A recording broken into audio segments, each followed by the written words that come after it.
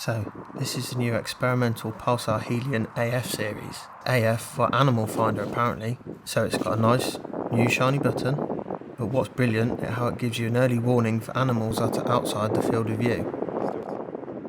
See that in the corner? Wrap it over to the left. There it is. Some deer. This is amazing.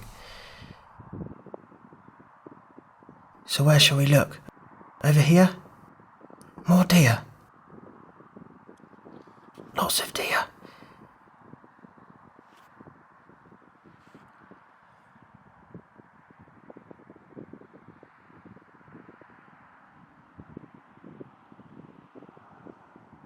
More deer.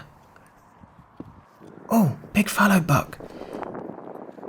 Apparently you can set it to search for animals too. So what have we got? Doe, buck, rabbit, bear, that's a bit random. Rat, dolphin, fairy, lion, T-Rex, zombie, well that's essential. This is amazing.